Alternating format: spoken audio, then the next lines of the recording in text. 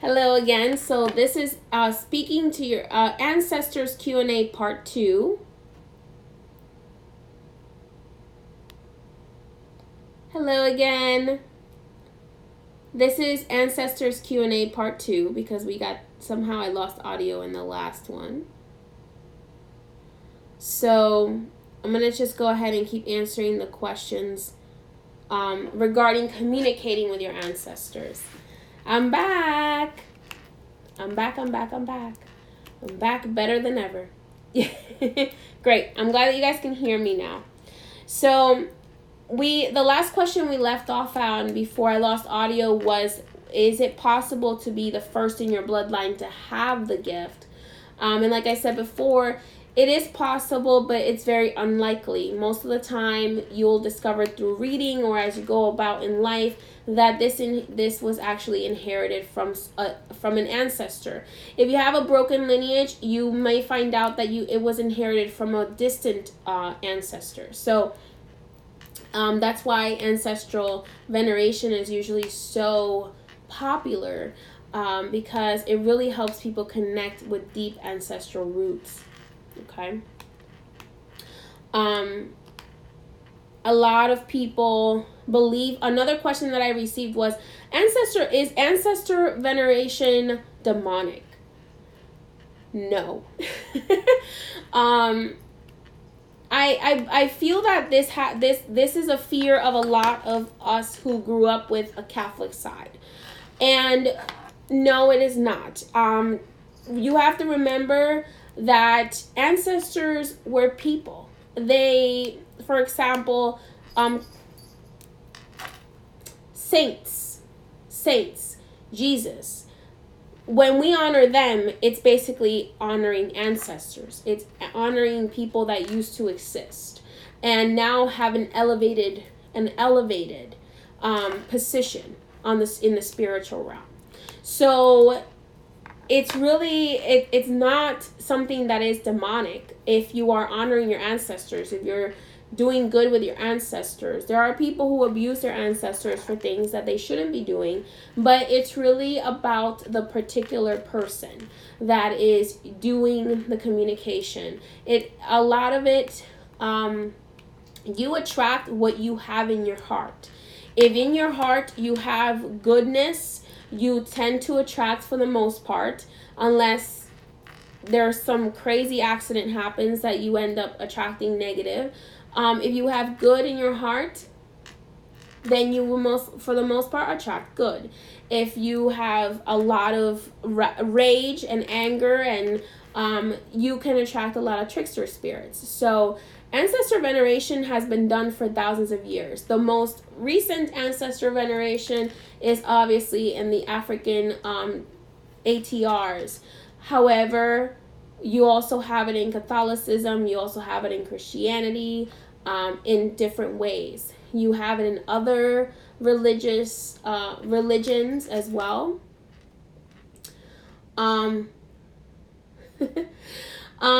So yeah. What is the best way to communicate with ancestors at the altar? Again, that comes down with speaking from the heart, and that comes down with speaking from the heart, really talking to them like they're a friend. Just speaking to them like, how would you speak to your grandma if your grandma was alive? If your grandma was alive, you would say, "Hey grandma, I love you, I miss you, I'm so excited to see you," right? So you would speak to your grandmother in a certain way if she were in this realm, right? So if she's in the other realm, I'm pretty sure she would want you to talk to her the same way, with the same respect and with the same love that you would speak to her in this realm. So that is the best way to communicate through at the altar, is with honesty. I do find that sometimes offering them something that they like to drink. So when I go to speak to my ancestors, I offer them a drink. Like sample, if you went to your grandma's house, you would usually get a drink from her. So I say, now it's the time for you to return that favor.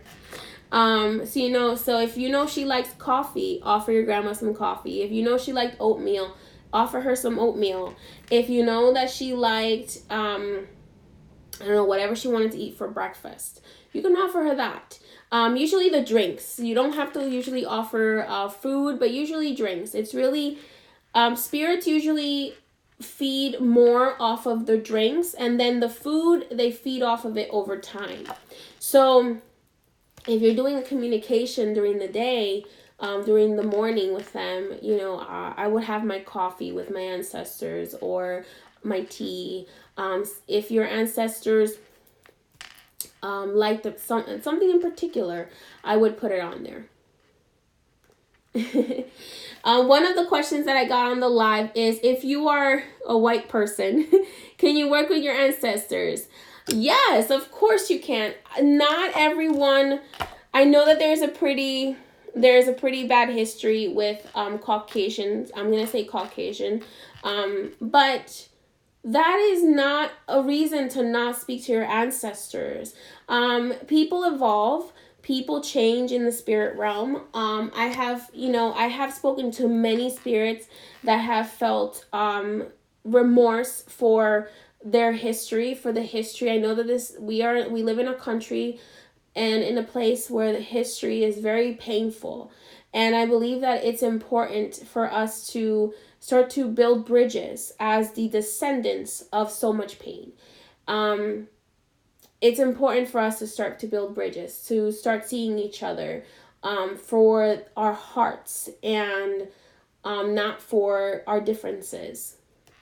To celebrate our differences, but to not allow them to divide us. So if you need to heal that, that is a way to heal. If there is something that you are trying to assist in the elevation of your path, of yourself too, of your spiritual journey, it's forgiveness is a very big one.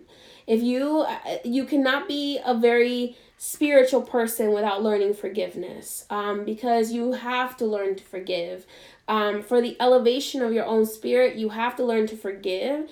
When we don't learn to forgive, our spirit descends. It doesn't ascend. It descends.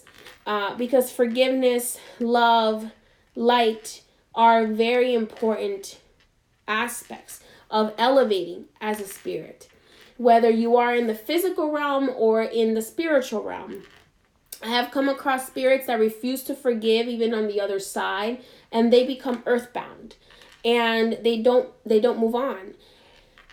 And a lot of people would say to me, well, how's that possible that even on the other side, you still have free will until there are many gates in the spiritual realm, and until you pass certain gates, you still have the ability to hold on to some of your human anger or your human. It doesn't go like you pass away and then you automatically remember everything and you automatically forgive everything and you automatically are at peace. There is some things that are unresolved sometimes, and that's where you get earthbound spirits. That's where you get spirits that are stuck. Because they may come to mediums and they may haunt houses and properties because they are still clinging on to their human life in that incarnation, and they are still clinging on to that anger and that hurt from that human life. So that's why it's important. Forgiveness is important, and building bridges. So if you do feel that you have let's say you have ancestors that may have not been the most, no one's a saint except saints, in my opinion. If you have ancestors that you feel that, okay, maybe they don't have that great of a history, praying for them, connecting with them, and helping elevate their spirit, and helping them reach forgiveness and reach also, I don't want to say regret, but for them to repent for whatever mistakes they made. You have to remember, everyone comes here to this world with a purpose. So if something happened in this lifetime that no one could change, then in my opinion and in the opinion of my tradition, then it was something that was meant to happen. We all predestine ourselves. If we don't complete our mission in this world while we're here, then that's when we have, reincarnations and things like that for things you didn't get to finish in this lifetime. But forgiveness, love, and learning how to receive love are very, very, very important. Do I have a Catholic connection? Yes, I do. I do have a Catholic connection. I work with the Catholic saints. I work with the Loas, the African Loas. I work with Native American spirits, and they have reached their own forms of forgiveness. So they are able to assist people, especially those of us who come from the Caribbean, who are very mixed with all of those practices. They are able to assist us to help other people raise the vibration of the earth, which is what's really important, is raising the vibration of the earth through forgiveness and understanding. So what other questions do you guys have about connecting with ancestors?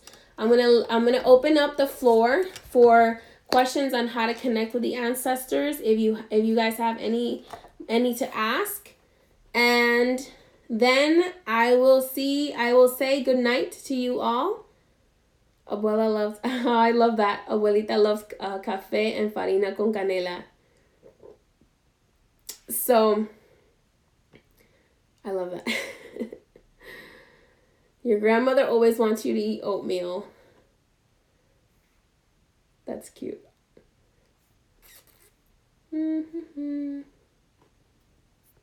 Let's see. Are there any questions? So, I'm guessing you guys don't have any other questions about connecting with your ancestors. Keep in mind, if you would like to learn more, I do now have a student and a prospective student consultation. Nora, I can feel connected to my father's side of ancestors and nothing from my mother's side. Is this unusual? Usually it is a little unusual. Usually you are able to connect to both sides. I do find that for the most part, you're able to usually connect a lot to your mother's side because you inherited so much of your mother. But not being able to connect to your mother's side, but connecting to the father's side is a little unusual. I've usually, for the most part, I've seen people that connect more to the mother's side than to the father's side. But that depends. Your mother may be very, very elevated, whereas your father may need more prayer. So he may kind of decided to stay behind, or his side may have decided to keep some ancestors behind to look out for the lineages. Peppa Flake, you're saying you feel like you can't connect with your ancestors. I'm sure that you've tried a lot of different things. What I would highly suggest is trying the altar and trying developing your clairs, developing your gifts, which you can do through meditation. And keep in mind too, your ancestors may bring you messages through your dreams. Boss Lady asked, how many ancestors can you put on your altar? That's really up to you. It's really up to you how many ancestors you put on your altar. You can have 1, or you can have 50, or you can have 200. What I would highly suggest is really putting the ancestors that you feel that you know, and also that you feel that could use of your prayer and elevation. Someone said they're seeing a lot of shadows lately. Usually when there's a lot of shadows, I would suggest doing a cleansing of the home or wherever it is that you're seeing shadows. Can your late parents be your ancestors? Yes. People that have passed can be ancestors. Anyone who's above you who has passed can be considered an ancestor. Usually if they, when I say above you, I mean generationally. Usually if they are newly passed, they can become spirit guides. Why do they use feathers a lot? It depends on what they're using the feathers for. So that question is a little vague. You're gonna have to explain, what do you mean? What do they use feathers for? What? Because it depends. There are beings that use feathers for different things, especially if there's some sort of Native American connection. There is usually a lot of feathers that are used in spiritual work or in connecting to spirits or to ancestors.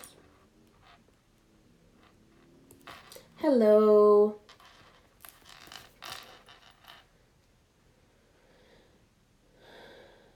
I have an altar. So V is saying, I have an altar and I use to blow my candles out after I'm done. Now I use a wet spoon to unlight it, and the energy shifted is more calm and peace feeling. Yes. So when you are connecting to spirit realm, you never want to blow out the candle. Blowing out the candle is almost like pushing that spirit away very quickly. So it's always good to do what's called snuffing the candle. It's very important to snuff the candle. So that means turning it off with a plate, or turning it off with something. There are actual candle snuffers you can purchase to snuff out the candle. Oh, you see feathers everywhere. Okay, a lot of the times, if you see feathers everywhere, like actual physical feathers, it could be angels as well. Angels usually leave feathers to give you messages or spirit guides. Usually your guardian angel communicates through feathers more than anything else, from my experience. Why do people with a lot of rage connect to trickster spirits? So people with a lot of rage tend to connect to trickster spirits because you're already in a very low vibration. So when you're very trickster spirits connect to people that are in low vibration. So people who are under depression, people who are experiencing a lot of grief, people who are experiencing a lot of rage or anger or resentment tend to have very, very, very low vibrations. So you will be met where you are at, emotionally and energetically. If your energy is screaming all of these negative vibrations, these negative feelings, then you are more likely to attract a trickster spirit. But if you work to raise your vibrations, to, let's say, get more sunlight, eat higher vibrational foods, work on forgiveness and work on healing your shadow self, work on healing your anger and resentment, then you raise your vibration and you are more likely to connect to beings of light, beings that, ancestors as well, that are more elevated, and angels. For the most part, not all trickster spirits are bad. There's a difference. So there's trickster spirits that are tricksters because they like to cause chaos in your life. They like to cause chaos in other people's lives, and they are low vibrational spirits. And then you have light beings that are tricksters in the sense that they like to play games. They like to move things around on you, and they because there are some elevated spirits that are beings of light, but they may be children. So they'll play around and they'll move some of your stuff around. So there's a difference between a trickster spirit that is evil and a trickster spirit that is just a trickster because he's a prankster or she's a prankster. So, for example, fairies or children that are spirits, or children that are ancestors, they tend to play around a lot. Pepe, is it okay to sleep with a white candle in your room just to start? I do that for myself sometimes, but I always suggest be very, very careful. I never would suggest leaving a candle unattended. Okay, never leave a candle on while you're sleeping fully. Unless I would suggest you could leave a one of those electric candles, the LED candles you can leave on all night because they're electric and they're kind of really cool and they give you that candle ambiance. Yeah, so you have some beings that are pranksters. So there's a difference between a prankster spirit like Elegua, Saint Expedite, fairies. Those are prankster spirits. Then trickster spirits are really more of the ones that try to trick you into thinking that they are a good spirit, and they actually aren't. They are actually spirits that are earthbound and trying to cause chaos. How do you separate what's your gut and what's your paranoia? So your gut, your intuition is usually very calm. It's a very calm knowing. You're calm, but you know that something is not quite right. Whereas paranoia, there's a lot of fear, there's a lot of nausea, there's a lot of anxiety associated to paranoia, in my experience.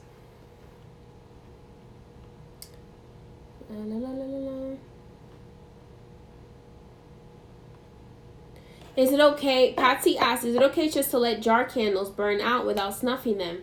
And what is the proper way to dispose of the jars? So it is okay to let them burn out if you have a way to burn them out where you're not leaving them unattended, and not snuff them out.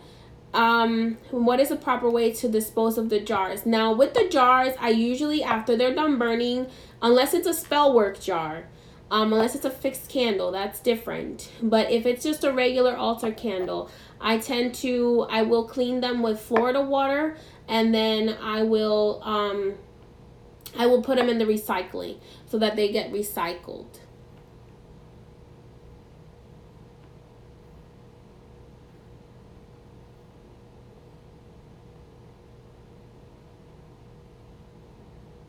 Let's see. Someone asked, I feel like I need to work with Elegua. Should I go to see someone first about it or set up an altar for Elegua? Always, with a being of light, always go to an expert that works with that being first. So if you're looking to work with Elegua, who is part of Ifa, Santeria, Yoruba, I would suggest going to someone who is an expert in that tradition and really finding out if, first of all, if Elegua is in your quadrant, or is part of your protectors, and if Elegua also wants to work with you, because if you do start working with a particular being and they're not meant for you, you can either have nothing happen for you, or you can have, if you do disrespect the being accidentally, you can have some negative things happen. Or you could attract a trickster spirit instead of that being if you're not actually meant to work with that being. So, not to scare you, you can do a lot of things by yourself without going to a spiritual worker, but I highly suggest that if you're trying to connect with a particular being, whether it be a Loa, an angel, or an Orisha, that you go to an expert first to find out what is your path and then which beings are in your path. Papa Flanksky asks, how about the shadows that come to one's peripheral when one is alone? More like shadows. It depends on the shadow. If you feel like the shadow is scaring you, or you feel like there's something off about that shadow, I usually suggest burning something like Palo Santo, which pushes away anything that is negative and tends to attract positive spirits. So Palo Santo is actually a very good thing to burn, and a very good incense to burn, which is holy wood, if you're trying to attract good spirits that are, I hate saying the word good because elevated spirits, ancestral spirits can be attracted because it attracts spirits that are elevated. How about if you just want to honor Elegua and not necessarily work with it? I'm not initiated in Santeria. I do know a little bit about the Orishas, but that is not my main practice. So in my practice, you can honor a being without being without, if you're not working with it, you don't have to go to an expert. But if you're just honoring it, then that's different. However, in Santeria, in the Orisha, I would highly suggest asking that question of a Santera or Babalao, because I don't want to give you guys the wrong answer. In my tradition, things are done a little bit differently. So God's Child 2018 is asking, why do my dreams come to life next a couple of days or months from then? So that's called God's Child. That's called having prophetic dreams, prophetic or oracle dreams. So that's another form of gift. So I'm not saying that that's your gift, but if that is happening to you very often, I would highly suggest getting a reading to see if your gift is being an oracle or a seer or or if you have prophetic gifts. How does one go about working with San Miguel, the Almighty Archangel Michael? Now, to honor Michael, I have a video on honoring Michael and what to offer him. To working with him, usually he will be the one to approach you first. And then from there, he will most likely ask you to get initiated in some sort of practice that, or to get what's called a setting of gifts, to work with him to heal other people.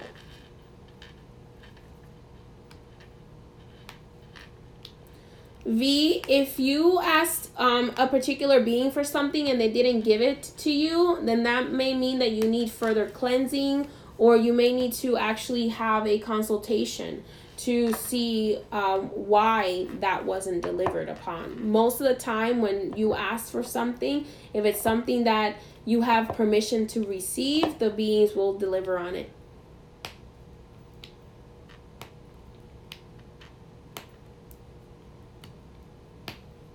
So Michael is Michael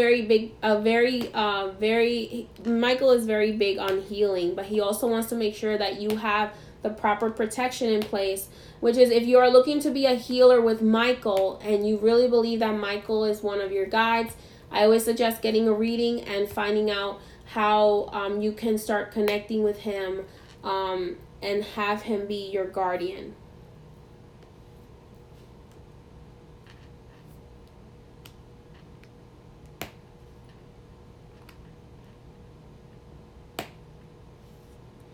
After you work with it, like, wow, you see angel numbers a lot. What could this mean? Now, in my experience, when some spirits give you numbers, it could be messages, or it could be lottery numbers. I know the Loas will give you lottery numbers. So if you're offering them something, a lot of the times, some of the Loas that are called Gedeses, who are the keepers of the limbo realm, or the death realm, they tend to give you lucky numbers to play. And I know a lot of people who have won the lottery from receiving numbers from the Loas. So that is something that is it can happen a lot. Or if you are just getting a number, it may mean that it is some sort of message from the angels, and you can look up what those messages mean.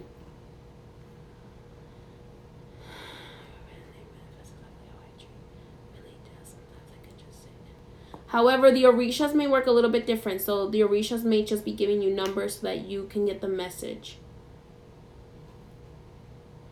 You work with Archangel Michael from the how do I work with Archangel Michael from the Catholic Church? Yes, I do work with Archangel Michael. Archangel Michael has multiple incarnations. So I do work with his incarnation as Belie Belkan in my tradition, as well as his original form, which is the angel Archangel Michael.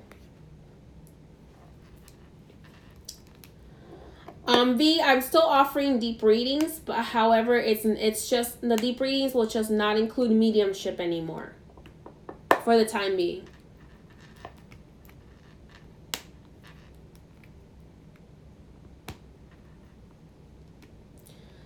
Spiritual Gal asked if I do love work or very few. I do love work, but it's very, very restricted because I only do the work that my guides allow me to do.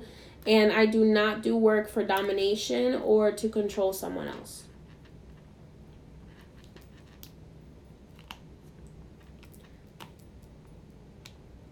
When I speak about mediumship, I'm talking about speaking to the dead. So I do usually speak to the dead a lot. However, I will not be offering that at the moment for a few months because I do need to take a break and replenish my energy from connecting to way too many past loved ones. So there's different levels. There is a level of connecting to an ancestor, which is different from connecting to an angel, which is different from connecting to a Loa or a divine being, which is different from connecting to just past loved ones that just passed away in the last few years. So mediumship is specifically for connecting with past loved ones. So past loved ones that are in this lifetime, that have passed away in this lifetime.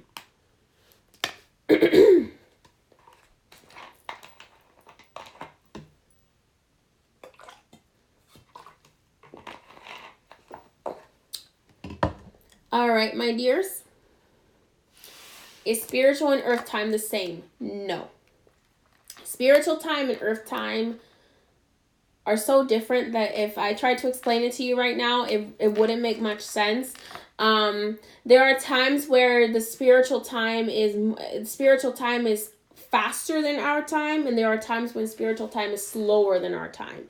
So it really depends on the time of the year, and it's very complicated. For the most part, Eclectic Army, if you are trying to find out which is your path in the sense of the African spiritual practices, I can usually during my readings, your guides will tell me. For the most part, your guides will tell me who they are or what part of the world they belong to or what part of the world they're usually honored in. For example, sometimes I get people who don't know that they have Nordic ancestry and they have African ancestry. So that is something that it depends. It usually does come out in your readings, however. For the most part, I would say 90% of the readings that I do that are to find out life paths, I'm able to detect what your guides are. Papa Flansky asks, if one's family comes from San Miguel practitioners, is that passed down to the next generation? It depends. Sometimes it will be passed down. Actually, most of the time it is passed down. However, there may be exceptions that a different spirit might decide, or a different being of light might decide to take over guardianship of that family. So a different spirit may be passed down. But for the most part, usually if a being works with the family, it usually gets passed down and continues to work with that family. In my experience. It may be different in other lineages, but in my experience, that's the way that I have seen it happen. All right, guys. So, guys and gals.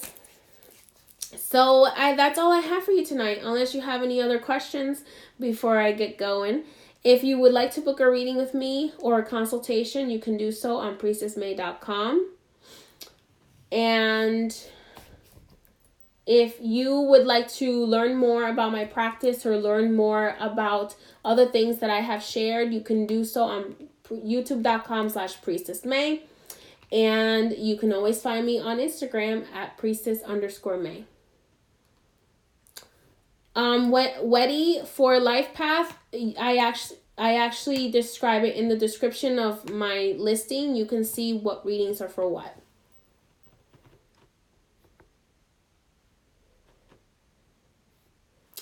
All right, my dear. So many blessings to you. Thank you for joining me. Do you ever do readings in the morning? At the moment, No, at the moment, my guides have me working from noon to a particular time in the afternoon, because I do have a lot of appointments in the morning that are for cleansings. So usually I don't do readings until about 11:30 in the morning.